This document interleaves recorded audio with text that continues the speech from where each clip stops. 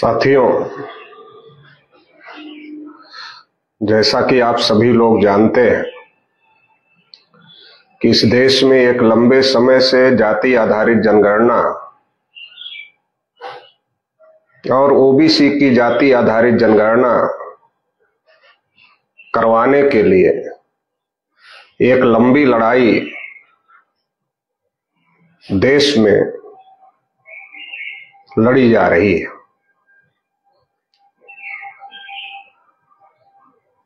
राष्ट्रीय पिछड़ा वर्ग मोर्चा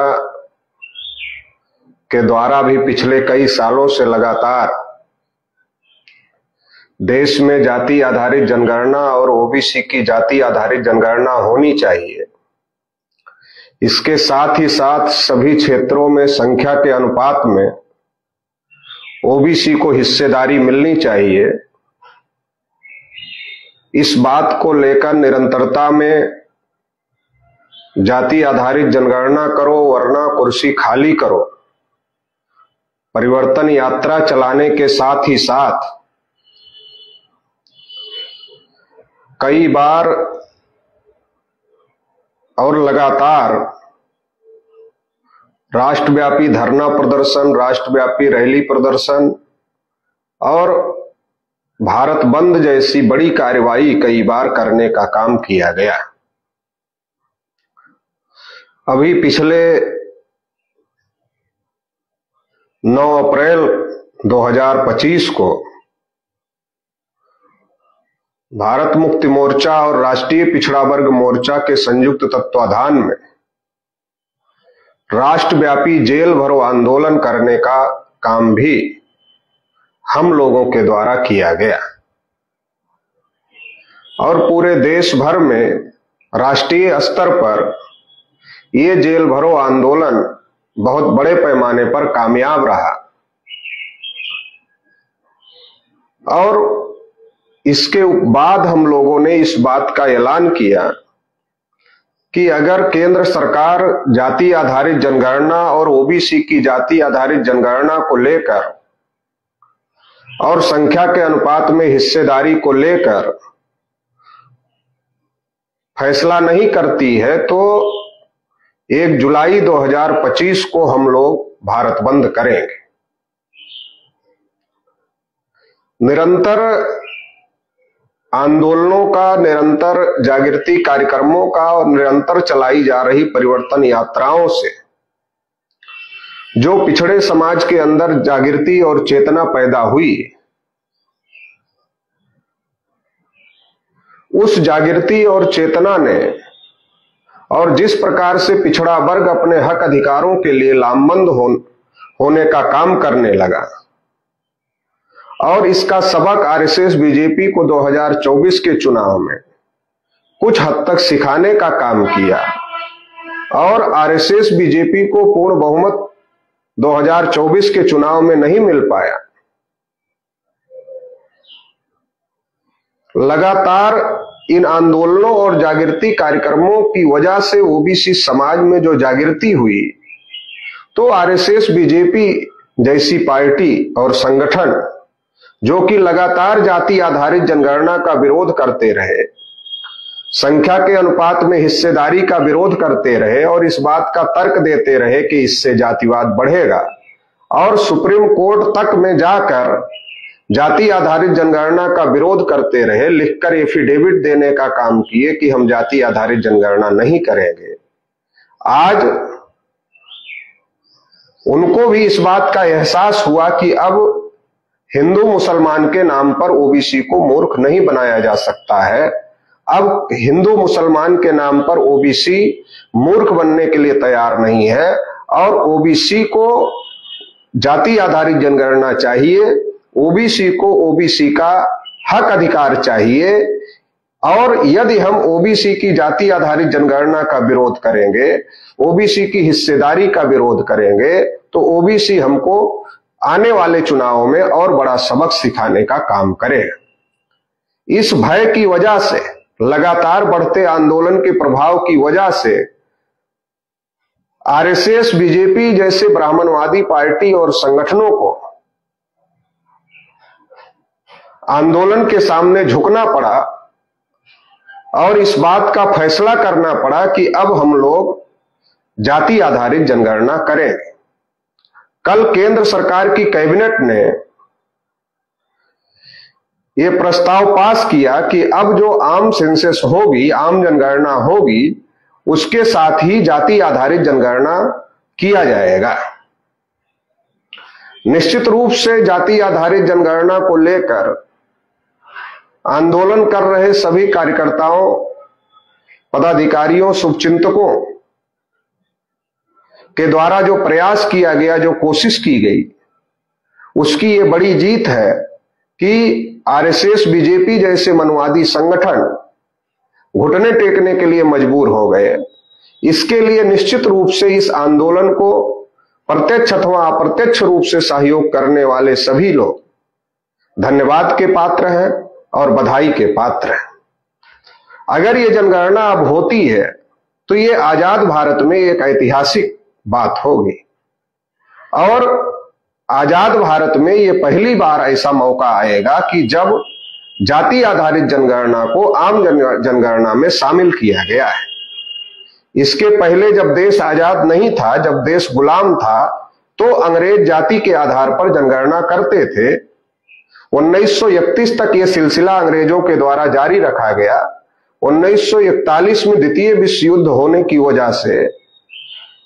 इस जनगणना का सिलसिला रुक गया और 1947 में अंग्रेज देश छोड़कर चले गए। 1951 में जब जनगणना का समय आया तो उस समय पंडित नेहरू देश के प्रधानमंत्री थे और उनके द्वारा यह फैसला लिया गया कि अब देश में जाति के आधार पर जनगणना नहीं होगी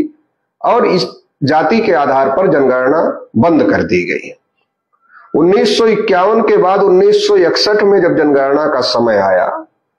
फिर पंडित नेहरू देश के प्रधानमंत्री थे और उन्होंने फिर जाति आधारित जनगणना नहीं होने दिया। 1971 में इंदिरा गांधी जी देश की प्रधानमंत्री थी, उन्होंने जाति आधारित जनगणना नहीं होने दिया और 1981 में फिर इंदिरा जी देश की प्रधानमंत्री थी और उन्होंने फिर जाति आधारित जनगणना नहीं होने दिया। 91 में पीवी नरसिम्हा राव देश के प्रधानमंत्री थे और उन्होंने भी जाति आधारित जनगणना को रोक कर ही रखने का काम किया। 2001 में अटल बिहारी वाजपेयी जी देश के प्रधानमंत्री थे और उन्होंने भी जाति आधारित जनगणना को रोकने का काम किया। 2009 में वामसेव का अधिवेशन जयपुर में लगा हुआ था और उसमें वामसेव के राष्ट्रीय अध्यक्ष माननीय वामन मेश्राम साहब के द्वारा जाति आधारित जनगणना के मुद्दे पर प्राथमिकता में और बहुत बड़े पैमाने पर चर्चा करवाई गई और वहां से इस बात को डिसाइड किया गया कि अगली जो सेंसस 2011 में होने जा रही है, उस सेंसस में जाति आधारित जनगणना को शामिल करवाना है और इसको लेकर अब इसको आंदोलन का मुद्दा बनाया जाएगा। और जब भारत मुक्ति मोर्चा नाम का संगठन बनाया गया तो भारत मुक्ति मोर्चा के द्वारा पहले नंबर पर जाति आधारित जनगणना और ओबीसी की जाति आधारित जनगणना का मुद्दा आंदोलन के लिए लिया गया और माननीय वामन मेश्राम साहब जो भारत मुक्ति मोर्चा के राष्ट्रीय अध्यक्ष हैं, उनके नेतृत्व में 51,000 कार्यक्रम पूरे भारत में लगाए गए और उसमें ये मुद्दा लिखा गया कि देश में जानवरों की गिनती होती है मगर ओबीसी की गिनती नहीं होती है। और इस मुद्दे को लगातार पूरे भारत में अभियान के तौर पर चलाया गया। जितने पिछड़े वर्ग के नेता थे, उन तमाम पिछड़े वर्ग के नेताओं को इस मुद्दे पर संपर्क किया गया और उनको ये मुद्दा पार्लियामेंट में उठाने के लिए अनुरोध किया गया। इसका नतीजा ये हुआ कि पार्लियामेंट में जो भी पिछड़े वर्ग और शेड्यूल कास्ट, शेड्यूल ट्राइब के तमाम नेता थे, उनके द्वारा इस मुद्दे को बहुत जोर शोर से उठाया गया कि देश में जानवरों की गिनती होती है मगर ओबीसी की गिनती नहीं होती है और इसकी वजह से देश की पार्लियामेंट बंद हो गई।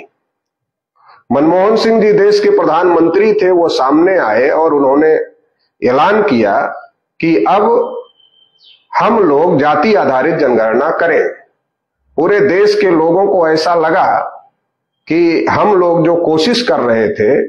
उस कोशिश का यह नतीजा है कि देश में अब जाति आधारित जनगणना होगी और सरकार ने हमारी बात मान ली। लेकिन कांग्रेस के अंदर जो मनवादी ताकतें थी उन्होंने मनमोहन सिंह को यह फैसला नहीं करने दिया और यह फैसला प्रणब मुखर्जी के हाथ में दे दिया। अभी तक जितनी बार जनगणना का समय आया था तो हर समय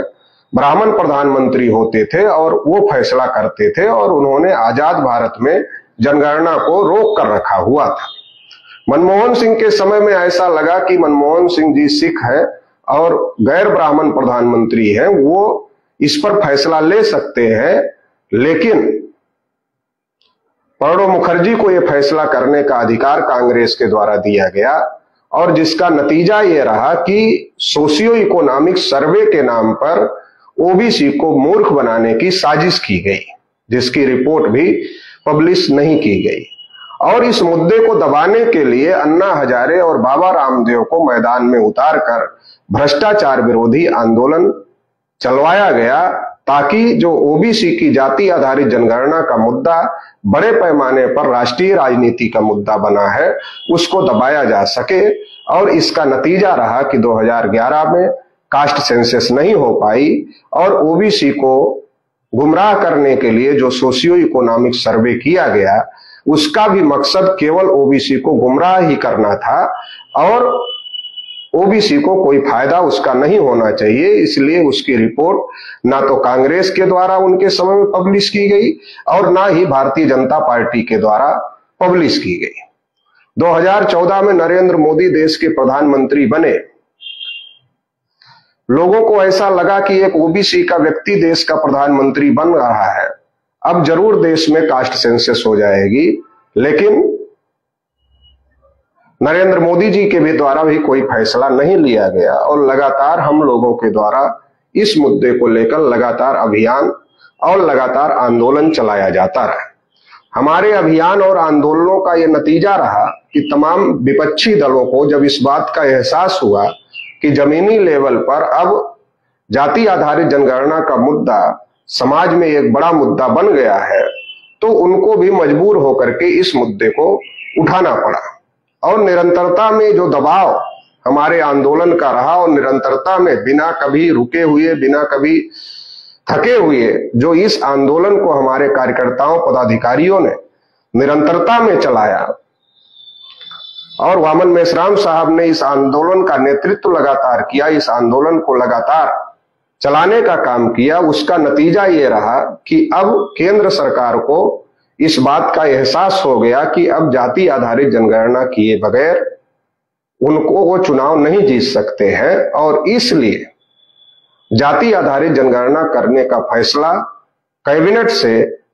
आरएसएस बीजेपी को लेना पड़ा, केंद्र सरकार को लेना पड़ा। लेकिन साथियों, उन लोगों ने इस बात को तो घोषित किया कि हम जाति आधारित जनगणना करेंगे। जो लोग लगातार इसका विरोध करते रहे, इससे जातिवाद बढ़ेगा, बल्कि नरेंद्र मोदी ने अपने रैलियों में यह कहा बिहार की कास्ट सेंसस के बाद में कि यह पाप किया गया है उन लोगों के द्वारा। आज वो लोग खुद ही इस मुद्दे पर आ गए। ये हमारी विचारधारा की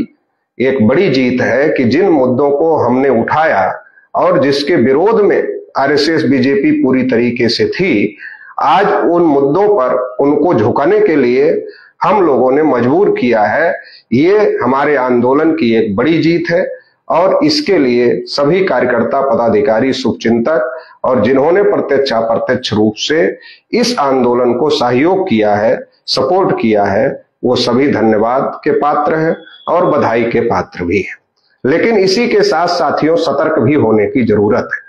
क्योंकि जब शेर कमजोर हो जाता है, बुढ़ा हो जाता है, तो वो शाकाहारी होने का ढोंग करता है। शाकाहारी होने का ढोंग इसलिए करता है कि उसको लगता है कि अब हम शिकार करने की स्थिति में नहीं है। अगर हम ये अफवाह फैला देंगे कि हम शाकाहारी हो गए हैं, तो शिकार खुद ही चलकर हमारे पास आ जाएगा और उसको हम शिकार बना लेंगे। तो कई मुद्दों पर फंसी आरएसएस बीजेपी, जिसका कोई जवाब आरएसएस बीजेपी के पास में नहीं है। लगातार हर मुद्दे पर वो फंसती जा रही और हर मुद्दे पर फंसती जा रही है। तो इसलिए कहीं दांवपेच के तौर पर जाति आधारित जनगणना के मुद्दे का ऐलान करके, कहीं दांवपेच के तौर पर उठाया गया फैसला तो नहीं। इसलिए हम लोगों को सतर्क रहने की जरूरत है, क्योंकि जो पूर्व का इतिहास है, चाहे कांग्रेस हो चाहे बीजेपी हो, ये मनवादी पार्टियां हैं। मनमोहन सिंह सरकार में भी ऐलान किया गया था, देश के लोग संतुष्ट हुए थे कि अब जाति आधारित जनगणना होगी, लेकिन बाद में धोखाधड़ी हो गया। इस सरकार ने भी ऐलान किया कि हम जाति आधारित जनगणना करेंगे, लेकिन कब करेंगे ये समय नहीं बताया। तो क्या महिला आरक्षण की तरीके से इसके लिए भी डिले किया जाएगा या इसको भी पेंडिंग में डाल दिया जाएगा? ये भी एक बड़ा सवाल है कि इसका पॉलिटिकल फायदा लेने के लिए और विपक्ष के द्वारा जो ये मुद्दा उठाया जा रहा था, तो ये मुद्दा विपक्ष के हाथ से छीनने के लिए ये घोषणा करके लोगों को मूर्ख बनाया जा रहा है, या फिर वास्तव में सरकार इसके लिए गंभीर है? अगर वास्तव में सरकार इस बात के लिए गंभीर है तो सरकार को इसकी तारीख का भी ऐलान करना चाहिए था कि हम किस तारीख से जाति आधारित जनगणना करने का काम करेंगे, लेकिन सरकार ने तारीख का ऐलान नहीं किया। इसके साथ ही जनगणना की प्रक्रिया क्या होगी, क्योंकि सरकार ने इस बात को तो स्वीकार किया कि हम जाति आधारित जनगणना करेंगे, लेकिन इस जनगणना की प्रक्रिया क्या होगी इसके बारे में सरकार के द्वारा कुछ भी स्पष्ट नहीं किया गया है। तो जब तक प्रक्रिया हमारे सामने नहीं आती, तो इस जनगणना का प्रोसेस क्या होगा, इस जनगणना की प्रक्रिया क्या होगी, इसको भी हमको इस पर भी निगाह बनाकर रखना है कि कहीं इसमें तो हमारे साथ कोई धोखाधड़ी होने की संभावना नहीं है। और किसी प्रकार की धोखाधड़ी करने की अगर कोशिश सरकार के द्वारा किया जाता है तो उसके लिए भी हम लोगों को आंदोलन की तैयारी रखना है और उसको रोकने का काम करना है। तीसरी महत्वपूर्ण बात यह है कि जाति आधारित जनगणना इस दिशा में बढ़ाया गया ये कदम है, लेकिन इसके साथ ही साथ संख्या के अनुपात में हिस्सेदारी का जो मुद्दा है सभी क्षेत्रों में, इसको लेकर सरकार के द्वारा कुछ भी नहीं कहा गया है। तो ये भी एक सवाल है कि क्या जाति आधारित जनगणना ही सरकार करने के लिए तैयार है या संख्या के अनुपात में हिस्सेदारी भी लागू करने के लिए तैयार है। दूसरी जो एक बहुत बड़ी आशंका है वो ये है कि अभी पिछले दिनों जो आरएसएस की मीटिंग हुई उसमें ये बात कहा गया,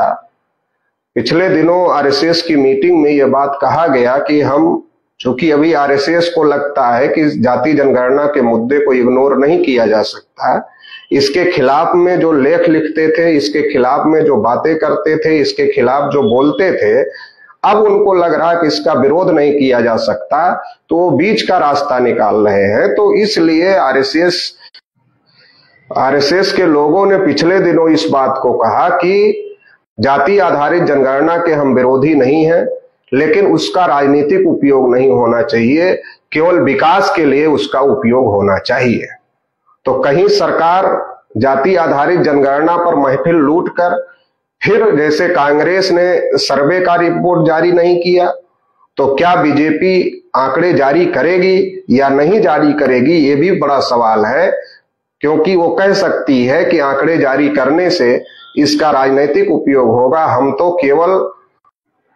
तो केवल विकास के लिए जाति आधारित जनगणना करवाए थे, तो इसलिए हम इसका उपयोग विकास के लिए करेंगे। तो कई सारी आशंकाएं हैं, चूंकि ये जो लोग हैं ये मनवादी ब्राह्मणवादी मानसिकता के लोग हैं, ये हम लोगों को हक अधिकार नहीं देना चाहते, लेकिन जिस प्रकार से दबाव में है और जिस प्रकार से चुनाव हारने का खौफ उनको दिख रहा है, उसकी वजह से इस प्रकार का फैसला इन लोगों के द्वारा किया गया है। इसलिए ये बड़ा सवाल है। तीसरा बड़ा सवाल है कि अगर अब बीजेपी ईमानदार हो गई है रिजर्वेशन को लेकर, हिस्सेदारी को लेकर, अगर इतना ईमानदार हो गई है, बिहार सरकार के द्वारा जो रिजर्वेशन बढ़ाया गया और कई राज्यों में जो रिजर्वेशन बढ़ाया गया, वो 50% आरक्षण की सीमा की वजह से उसको कोर्ट के द्वारा रोक दिया जाता है,